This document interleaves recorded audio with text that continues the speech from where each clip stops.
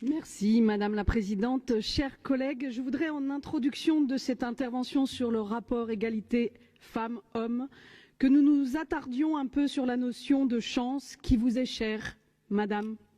Chance que nous aurions, selon vous, d'être ici, nous les femmes de cette Assemblée, chance d'être élues, chance d'avoir été tête de liste, d'être présidente de région.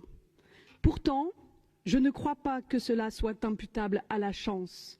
Je réfute même ce terme qui sous-entend que d'autres que vous, d'autres que nous permettent, nous autorisent à être à la place que nous occupons. Car cette place est bien le simple fait du droit, de la normalité du droit, et ne devrait pas être ni exceptionnelle. Notre collectivité est-elle prête à porter ce principe de l'égalité des droits entre les femmes et les hommes? A-t-elle la volonté d'atteindre par le droit l'égalité réelle? À la lecture du rapport 2020 soumis à notre commission, et même si le droit des femmes à l'égalité fait consensus, nous remarquons que ce consensus disparaît quand il s'agit d'aborder la mise en œuvre de cette égalité.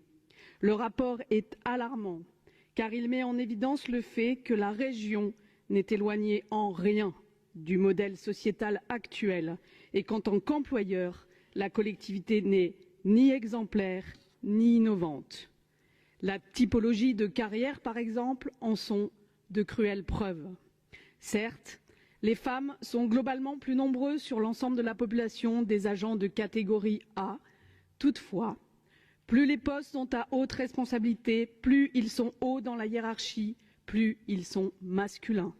Alors même que ce sont ces postes qui accompagnent de près la mise en œuvre des politiques régionales.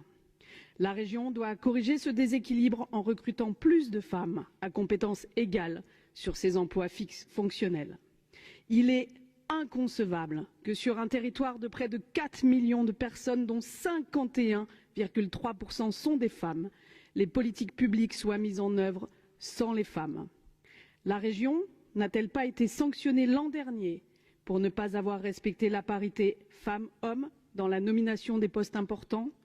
180 000 € d'amende, une somme conséquente qui aurait pu soutenir celles et ceux qui au quotidien se battent pour l'égalité.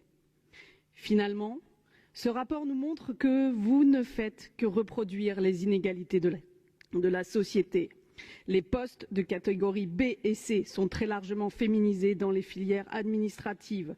Les postes techniques d'appui sont majoritairement masculins. On note aussi des écarts importants en matière de rémunération, écarts qui se creusent d'ailleurs plus les responsabilités sont élevées. La politique indemnitaire doit être la même pour toutes et tous. Bien évidemment, la région n'a pas trouvé encore les solutions pour que les hommes s'autorisent à prendre les temps partiels et qu'inversement les femmes n'hésitent pas à avoir recours au compte épargne-temps. Mes chers collègues, des solutions existent. La liste est encore longue qui révèle qu'en tant qu'employeur, la région n'est pas à la hauteur des enjeux.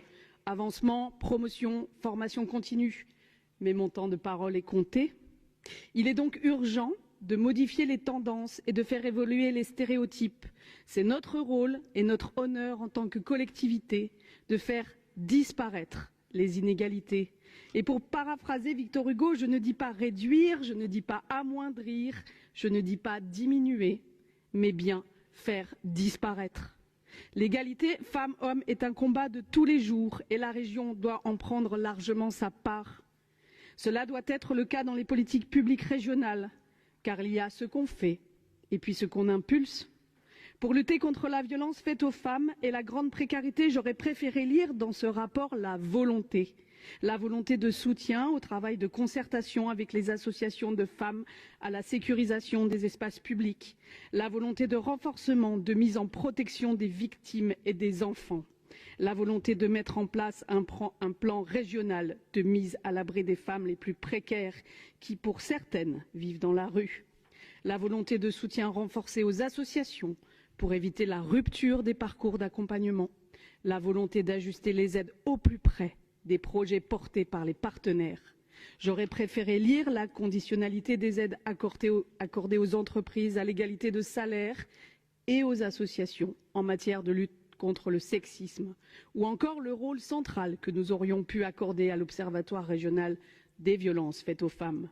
J'aurais préféré tout cela plutôt que les mentions de vidéosurveillance, de plans de sécurité, de signatures de chartes sur les valeurs de la République et de la laïcité qui ne spécifient pas l'égalité femmes-hommes. J'aurais préféré lire que l'égalité professionnelle était effective, que les femmes s'étaient affranchies des obstacles factuels ou fantasmés à la création d'entreprises.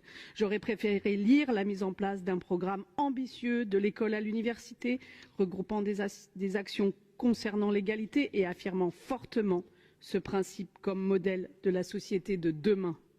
J'aurais préféré une méthode, des échéances posées, et non pas un rapport qui, à hauteur de 53%, plagie mot pour mot celui de 2019 et prouve ainsi que le chemin est encore long pour que le droit à l'égalité soit une réalité.